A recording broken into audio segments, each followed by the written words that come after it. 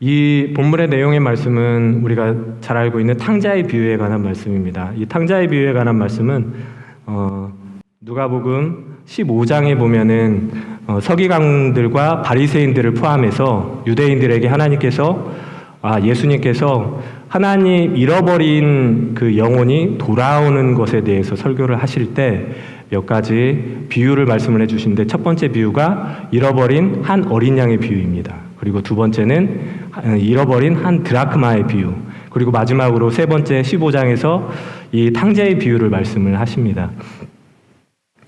이 말씀은 아까도 말씀을 드렸지만 잃어버린 하나님을 떠났던 그 잃어버린 영혼들이 하나님께로 돌아오는 과정, 그리고 하나님께서 어떻게 받아주시는지에 대해서 그렇게 설명을 하고 계셨고 예수님께서 설교를 해주셨는데, 이 시간 너무 잘 알고 계신 말씀이지만 이 하나님과 자녀된 우리의 관계, 이 탕자의 비유를 통해서 그 현재 우리가 하나님과의 관계가 올바로 돼 있는지, 우리 하나님께서 진정으로 원하시고 하나님의 자녀로서 우리가 어떤 마음으로 살아야 되는지에 대해서 같이 묵상해보고 싶습니다. 11절 본문을 말씀을 보시면요, 11절 보시면 읽어드리겠습니다. 또 이르시되 어떤 사람에게 두 아들이 있는데, 처음 시작할 때 또 이르시되라는 말씀이 이렇게 나와 있습니다. 저희가 이번에 이제 이 설교를 준비하면서, 이 탕자의 비유를 준비하면서 이게 탁 가는데 여기서부터 막히는 거예요. 또 이르시되부터 이게 진행이 안 되는 거예요. 또 이르시되 누가 말씀하셨지? 예수 그리스도께서 말씀하셨다. 사람의 말, 그리고 사람의 말에는 힘이 있습니다. 그리고 사람의 말에는 권세가 있다고 그러죠.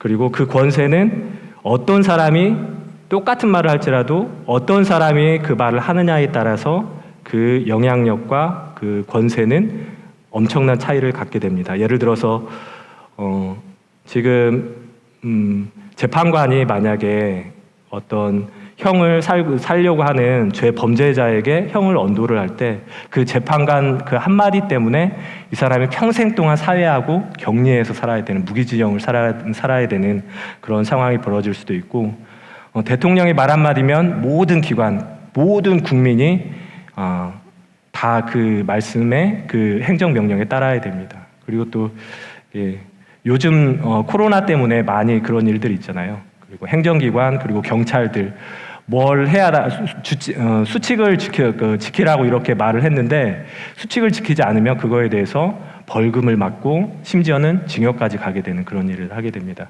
우리가 보통 이제 저도 그러는데, 제가 운전을 참 이렇게 부드럽게 하는 편이거든요. 운전을 부드럽게 하고 과속도 안 하는 편인데, 속도도 지키고 신호도 지키는데 이상하게 경찰차가 옆에가 지나가면 무서워요. 그렇죠?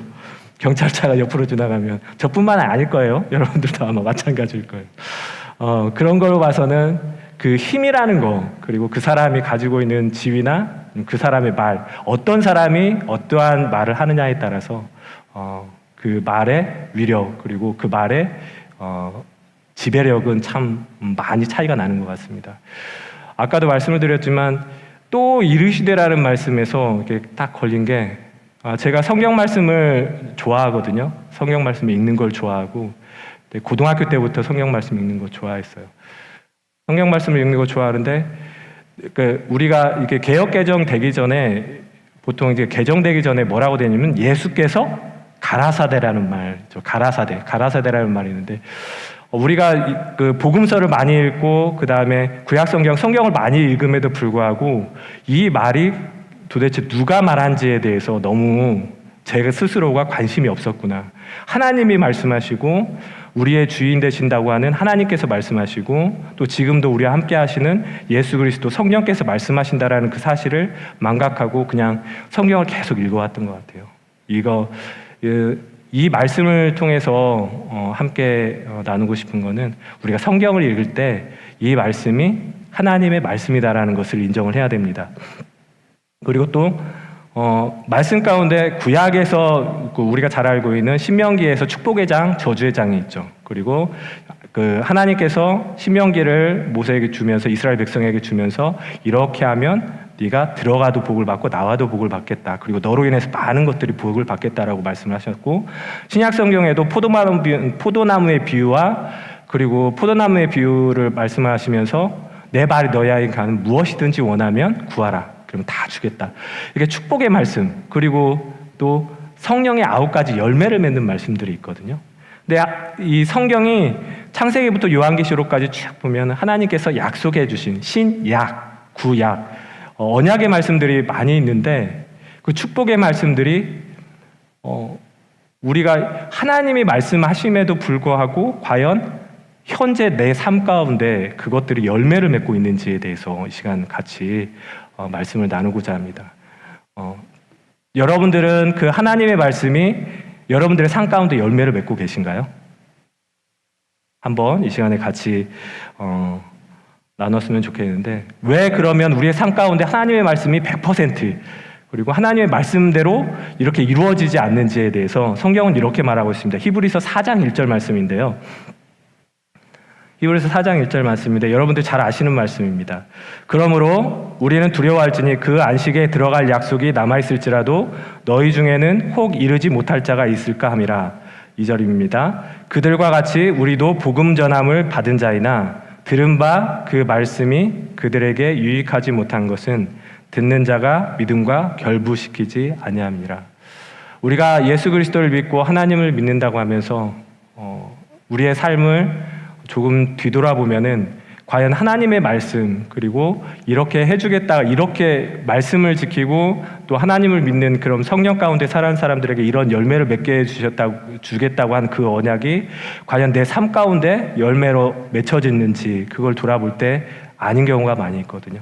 근데 성경에서는 분명히 이렇게 말을 하고 있습니다.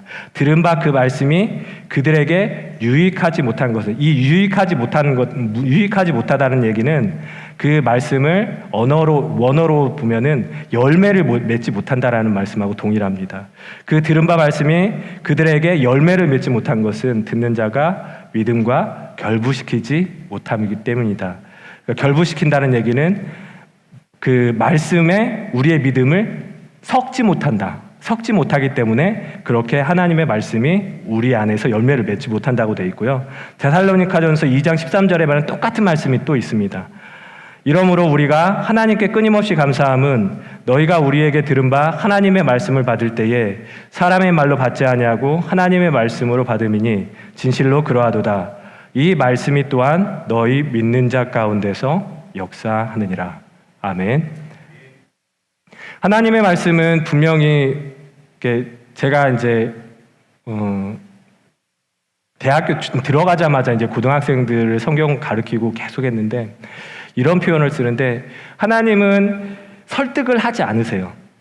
하나님은 설득을 하지 않으시고 성경을 통해서도 그렇고 믿는 사람들에게 그리고 누구에게 쫓아가서 설득을 하지 않으세요. 하나님은 성경 66권을 통해서 이런 표현을 해야 될지 하면 어떨지 모르지만 우리들 앞에 탁 성경을 던져놓습니다. 그리고 하나님의 말씀이라고 선포를 하셔요.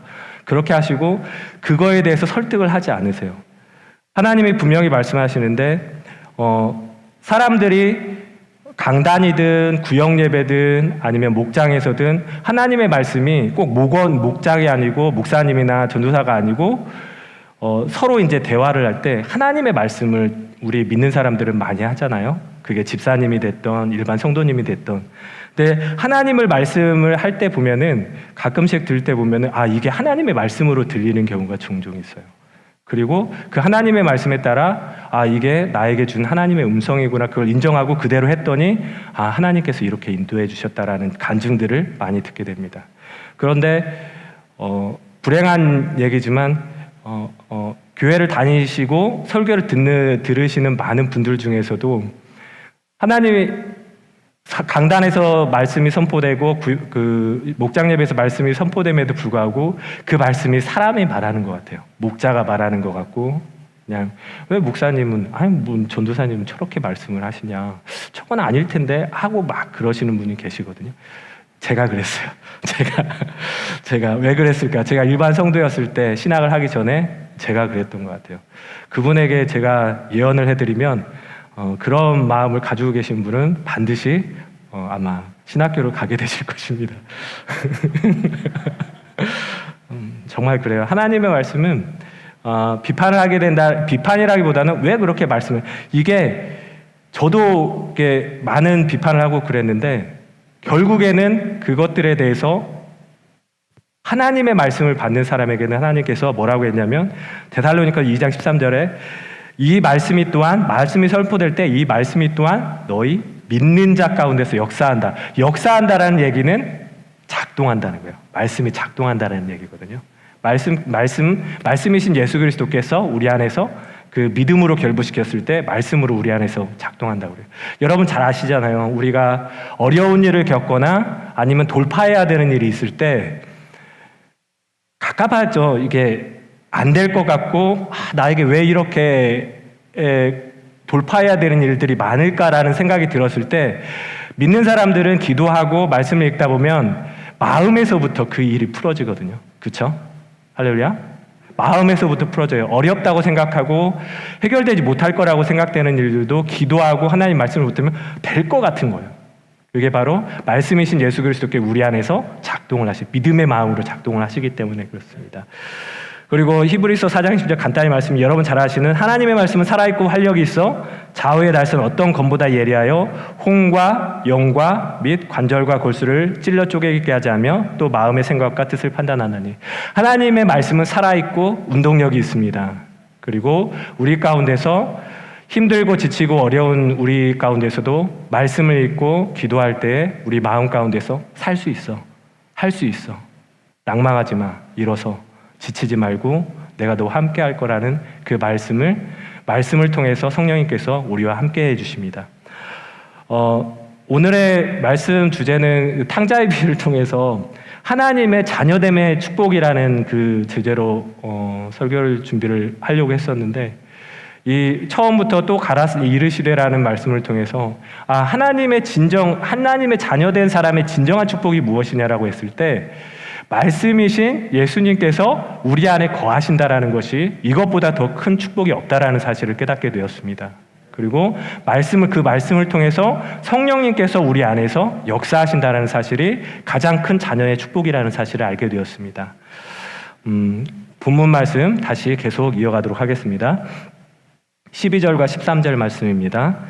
오늘 그 누가복음 15장 11절에서 25절까지 말씀을 기준으로 해서 같이 아마 시간이 넘어갈 것 같은데 중간에 끊겠습니다. 자르겠습니다. 12절 13절 우리 함께 같이 읽도록 하겠습니다. 시작. 그 둘째가 아버지에게 말하되 아버지여 재산 중에서 내게 돌아올 분깃을 내게 주소서 하는지라.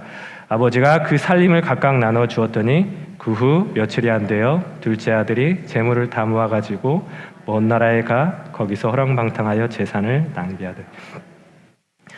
여러분 잘 아시다시피 이 둘째 아들은 신명기 21장에 나와 있는 재산 상속법에 대해서 잘 알고 있는 아들이었어요. 내 분깃을 좀 주세요 아버지.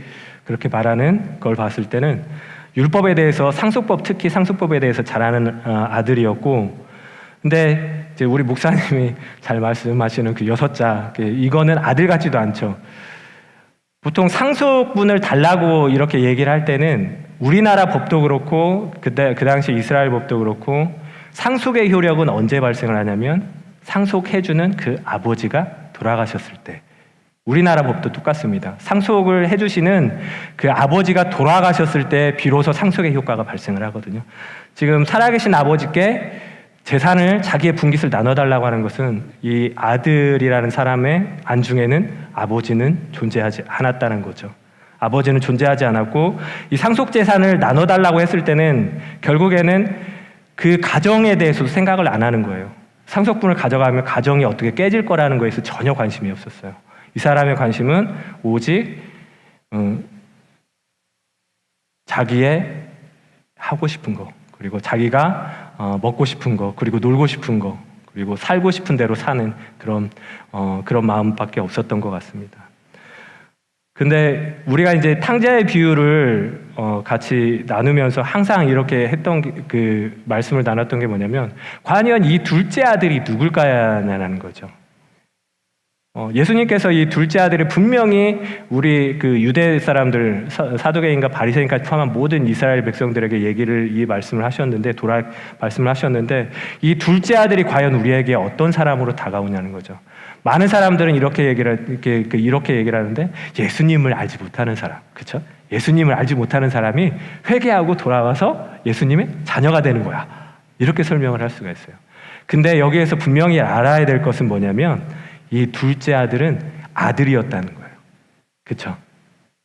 아들, 이 사람이 아들이 아닌 사람이 아들이 되는 게 아니고 아들이었는데도 이렇게 살았다는 거예요. 이거는 우리에게 주시는 말씀은 교회 안에 밖에 있는 사람이 교회 안으로 들어오는 문제도 될 수 있지만, 교회 안에 아들이라고 생각하는 사람인데도 불구하고 이렇게 삶을 살아가고 있는 우리의 모습이 있다라는 말씀입니다. 둘째 아들 같은 경우에는 이렇게 그리고 아버지가 하시는 일이 없어요. 그럼 우리 교회 안에서도, 그리고 제 스스로의 모습 속에서도 어떤 모습이냐면, 간혹가다 이런 거 있어요. 자기의 이익되는 일을 위해서 하나님의 일과, 그리고 하나님이 하시고자 하는 일, 그리고 하나님에 대해서 잠깐 망각하는 경우가 종종 있어요. 그런 우리 모습 가운데서 이 둘째 아들의 모습을 발견할 수 있는 것입니다. 이때 여기까지만 하고, 그 다음에 14절에서 17절까지 말씀인데요. 우리 함께 같이 읽어볼까요? 14절에서 17까지 말씀입니다. 시작. 다 없앤 후 그 나라에 크게 흉년이 들어 그가 비로소 궁핍한지라. 가서 그 나라 백성 중 한 사람에게 붙여 사니 그가 그를 돼지를 치게 하였는데 그가 돼지 먹는 쥐업 열매로 배를 채우고자 하되 주는 자가 없는지라. 이에 스스로 돌이켜 이르되 내 아버지에게는 양식이 풍족한 품꾼이 얼마나 많은가. 나는 여기서 주려 죽는구나. 여러분 잘 아시듯이 돼지를 키웠다, 그리고 돼지가 먹는 쥐업 열매를 먹었다라는 것은 이 작은 아들은 하나님을 잃어버린 백성이 됐다라는 얘기거든요. 우리 레위기에서도 그렇지만 돼지라는 동물은 여러분 잘 아시듯이 정결하지 못한 동물이기 때문에 돼지를 키우는 일도 그렇고 먹어서도 안 되는 그런 짐승으로 하나님께서 그렇게 분류를 해주신 거예요. 돼지를 키우는, 이방 나라에 가서 돼지를 키웠다라는 것, 그리고 돼지가 먹는 쥐업 열매를 같이 먹었다라는 것은 이 사람의 삶 가운데, 그리고 이 사람 생각 가운데 하나님은 없었다라는 거예요. 그리고 이스라엘 백성으로서의 정체성은 없었다라는 거, 신앙을 잃어버렸다는 거죠. 그리고 14절에 보면 그렇게 이제 허랑방탕하게 살고 하나님을 잃어버리고 아버지와 분리된 삶을 살았던 사람에게 14절에 보면 그 나라에 크게 흉년이 들었다. 그래서 결국은 그가 비로소 궁핍한지라. 이 말씀을 통해서 예수 그리스도께서 우리에게 주시는 그런 교훈은 무엇일까요? 우리의 인생 가운데 크게 흉년이 들 때가 있습니다. 그리고 우리 주보 가운데서도 항상 이렇게 올라와 있는 그 명단들을 보면 육체적으로 흉년이 드신 분들이 계시고요, 영적으로 흉년이 드신 분들 계시고, 재정적으로 흉년이 드신 분들이 계십니다. 그리고 그 삶 가운데 궁핍함을 느끼게 되고, 그러면 하나님께서 성경을 통해서 그렇고 우리 인생 가운데서도 그렇고, 우리 인생 가운데서 고난을 주시는 이유는 무엇일까요? 고난을 주시고 그 다음에 기적을 주시는 이유는 무엇일까요? 이 14절 말씀에 보면은 크게 흉년이 들어서 궁핍하게 되었는데 17절에 보면은 이에 스스로 돌이킨다는 거예요. 결국은 하나님께서 우리가 창세기부터 쭉 성경을 읽다 보면은 특히 이제 예언자들의 그 성경들, 예레미야나 아모스나 호세아나 이런 성경들을 쭉 읽다 보면은 이스라엘에게 저주를 줄 것이고 베풀 것이고 저주를 내릴 것이고, 유다에게 저주를 낼 것이고, 애굽에게 저주를 내릴 것이고, 저주를 내리겠다고 막 하시는데 그 끝에서는 뭐라고 하시냐면, 그 저주 다 말씀하신 다음에 끝에서는 그제서야 너희가 내가 여호와인 줄을 알 것이라, 그렇게 말씀을 하십니다. 그러니까 하나님께서 복도 주시고 화도 주시는데, 구약 성경에서 화를 주시면서 하시는 말씀이, 이 화를 통해서 이스라엘 백성들이 출애굽을 할 당시에도 뭐라고 했냐면, 이집트 바로 왕이 10가지 재앙이 있을 때까지는 결코 너희를 보내지 않을 것이다. 왜냐하면 내가 그 일을 통해서 내가 여호와인 줄을 나타내야 되기 때문에 이 고난을 통해서 여호와인 줄을 나타내려고 하시고, 신약 성경에 보면 예수께서 또 이런 제자들과 무리를 지어서 걸어가시는데, 나면서 소경됐던 사람이 있어요. 나면서부터 소경됐던 사람이, 제자들이 이제 자기들이 뭐나 된 것처럼 이렇게 얘기를 하죠. 아, 예수님, 이 초사람은 나면서 소경됐는데 초사람의 죄 때문에 그런가요? 아니면 부모들의 죄 때문에 그런가요? 그러니까 예수님께서 뭐라고 하시죠? 초사람의 죄나 그 부모의 죄 때문에 그런 건 아니라 초사람을 통해서 하나님의 영광을 나타내기 위한 것이다.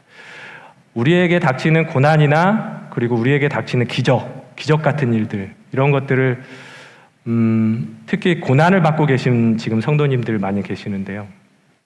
이게 쉽게 나오지 않는 말씀이에요. 그게 하나님의 뭔가 뜻이 있을 거라고 얘기하는데, 그 고난을 겪어보지 않은 사람이 그 얘기를 하면은 마음이 상하죠. 그렇죠? 그리고 하나님의 뜻이 있을 거야. 하나님의 뜻일 거. 우리가 알지 못하지만 분명히 하나님의 뜻이 있을 건데, 그 고난을 당한 사람들에게는 그 말이 쉽지가 않은 말씀이에요. 그 고난 중에 지금 닥쳐 있는 그런 분들에게는. 그렇지만 그 삶 가운데 하나님께서 반드시 하나님의 택한 백성이라면, 그리고 뒤에서 이제 탕자가 회복되는 모습이 나오는데, 자녀의 모든 권세들을 다 회복시켜 주시거든요. 언제냐면 아버지께 돌아왔을 때 그걸 다 회복시켜 주시는데, 우리가 할 수 없고 그 고난 가운데 있는 성도님들에게 우리가 뭔가를 대신해 줄 수 없고 작은 일들밖에 해줄 수 없고, 그렇지만 기도밖에 해줄 수는 없지만 분명히 그 삶 가운데 하나님의 뜻이 계시고 하나님이 반드시 하나님의 백성은 잡아주실 것이라고 우리는 믿습니다. 아멘. 17절에 보면은 이에 스스로 돌이켜 이르되라는 말씀이 있는데, 이게 원어로 보면 스스로 돌이킨다라는 얘기는 그제서야 제정신이 돌아왔다는 얘기예요. 이 탕자에게 이게 자기가 정신없이 자기가 아버지의 재산을 가져가 다 쓰고 나서 보니까 자기한테는 빈털털이고 이방 나라 하나님도 버리고 돼지가 먹는 쥐업 열매도 없어서 못 먹는 정도가 되니까 그제서야 제정신이 돌아온 거예요. 제정신이 돌아와서 이르되, 내 아버지에게는 양식이 풍족한 품꾼이 얼마나 많은가. 나는 여기서 주려 죽는구나. 여기에 저에게 주셨던 하나님의 말씀은 하나님의 자녀로서의 권리, 하나님의 자녀로서의 권세, 지위, 입에 회복될 수 있는 것은 바로 여기 이 구절부터 시작이 된다라는 그런 마음을 주셨습니다. 뒤에 이제 잠깐 말씀 나누겠지만 모든 것을 회복하거든요. 탕자가 그 자비하신 아버지가 그 모든 것을 다 회복시켜 주셔요. 근데 그 회복될 수 있었던 그 단초가 바로 여기에 있습니다. 17절에 보면은 내 아버지에게는 양식이 풍족한 품꾼이 얼마나 많은가. 그리고 나는 여기서 주려 죽는구나. 이 탕자는, 둘째 아들은 자신의 처지에 대해서 정확히 알고 있었어요. 나는 여기서 주려 죽는구나. 첫 번째, 자기의 자신에 대해서 철저한 자기의 모습을 인식을 하고 있다는 겁니다. 두 번째는 내 아버지에게는 양식이 풍족한 품꾼이 얼마나 많은가라는 것을 인식을 하고 있었어요. 이게 바로 이제 우리가 자녀로서의 축복을 회복할 수 있는 열쇠인데, 현재를 살아가고 있는 그리스도인들의 비극은, 그리고 저 스스로도 그 믿음을 살고 있는 우리 그리스도인들의 비극은 뭐냐면, 우리 그리스도인들조차도 자신의 처한 상황에 대해서는 너무 잘 알고 있어요. 너무 잘 알고 있고, 저는요 뭐가 없고요, 뭐가 부족하고, 우리 집은 뭐가 부족하고, 우리 자식은 뭐가 부족하고, 너무나 잘 알고 있어요. 잘 알고 있는데 우리 그리스도인의 비극은 하나님이 어떠한 분이신지에 대해서 별로 생각을 하지 않아요.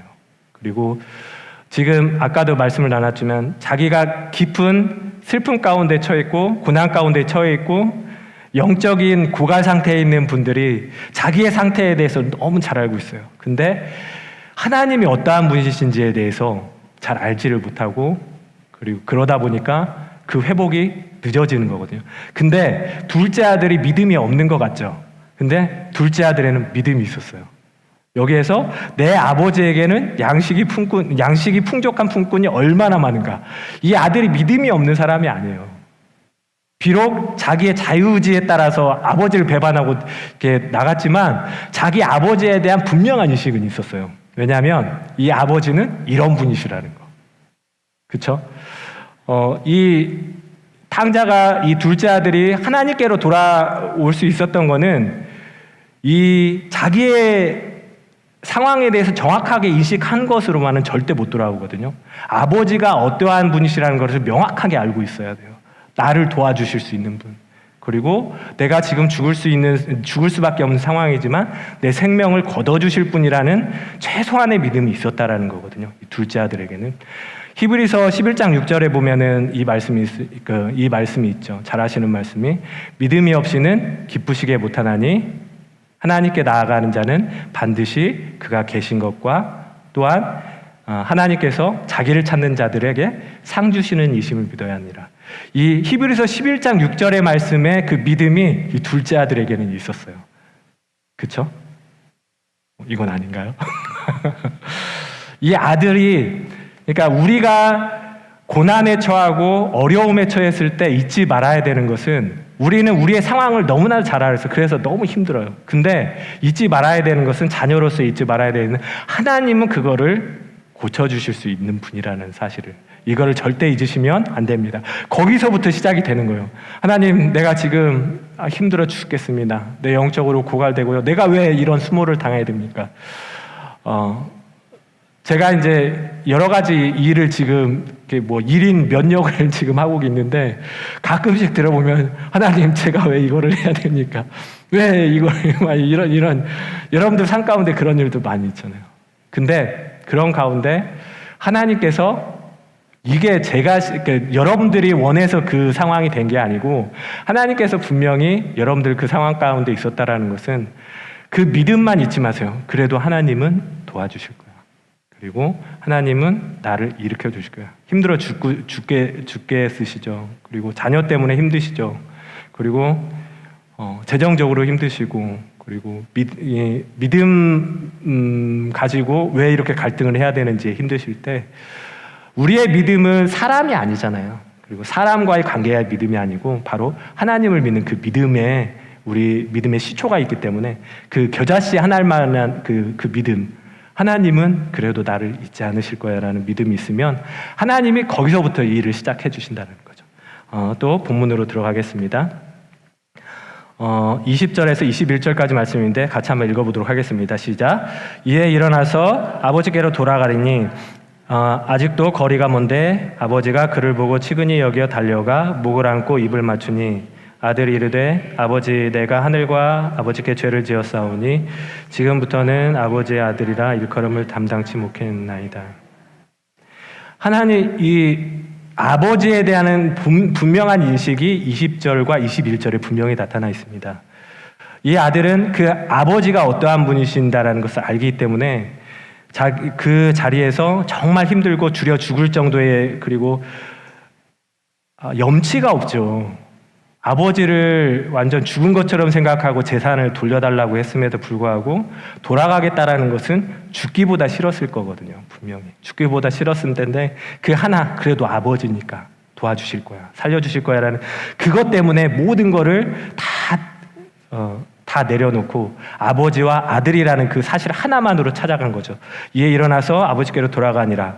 아직도 거리가 먼데 아버지께서 그를 보고 치긴히 여겨 달려가 목을 안고 입을 맞추니라. 우리 하나님은 힘들고 어려울 때, 그리고 하나님께 기도할 수 없을 때, 찬양할 수 없을 때, 말씀을 볼 수 없는 그런 상황 가운데서도 그 믿음, 하나님 도와주세요, 도와주세요, 그 목소리를 들으시고 우리 안에서 역사하시고 그분을 도와주실 줄 믿습니다.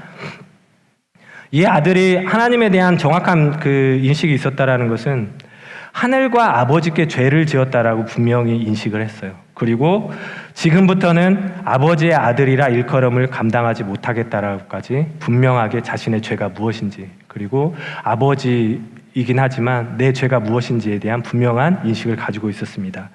마지막으로 22절에서 24절까지의 말씀만 한번 읽고 간단히 나누고 마치도록 하겠습니다. 하나님께서 이 탕자를 22절부터 24절까지 그 아버지, 그 자비한 아버지가 모든 것을 다 회복시켜주는 장면입니다. 한번 읽겠습니다. 시작. 아버지는 종들에게 이르되 제일 좋은 옷을 내어다가 입히고 손에 가락지를 끼우고 발에 신을 신기라. 그리고 살진 송아지를 끌어다가 잡으라. 우리가 먹고 즐기자. 이 내 아들은 죽었다가 다시 살아났으며 내가 잃었다가 다시 얻었노라 하니 그들이 즐거워하더라. 22절에 보면은 그 아버지께서는 그 아들은 내가 아들이라고 그렇게 역임을 받기에 부족합니다. 저는 절대 그럴 수 없습니다. 그렇게 고백을 했음에도 불구하고 그 아버지는 그 아들이 돌아왔다라는 사실, 그리고 아버지와 아들과의 진정한 관계가 무엇인지를 알고 회개하고 돌아왔다라는 그 사실 하나만으로 아버지는 이 아들에게 모든 것을 다 회복시켜 주는데요. 첫 번째, 제일 좋은 옷을 입혀주십니다.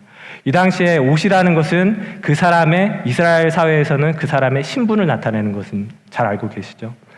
신분, 우리가 성경 속에서 이 옷이 신분을 나타내 준다는 것을 알 수 있는, 엿볼 수 있는 게 뭐냐면 야곱이 11번째 아들인 요셉에게 색동옷을 입혀주잖아요. 그렇죠? 그것도 있고, 그리고 또 하나님께서 모세를 통해서 제사장에게 그 레위 족속에게 제사장의 옷을 입혀주시고, 그 다음에 신약 성경에서는 세례 요한 선지자들은 이 가죽 옷을, 그러니까 낙타 털옷을 입고 그다음에 가죽띠를 띠고, 그러니까 이 옷이라는 것은 그 신분을 나타내는데 이 아버지께서 그 아들의 그 거렁뱅이 같고 거지 같은 그 신분을 다시 그 아버지의 자녀로 신분을 회복시켜 주셨다라는 것이고요. 두 번째는 손에 가락지를 끼고 있었다라는 것은 이 당시에 잘 아시듯이 가락지라는 것은 그냥 장신구가 아니고 지금으로 그 비교를 하자면 인감도장 같은 역할을 했습니다.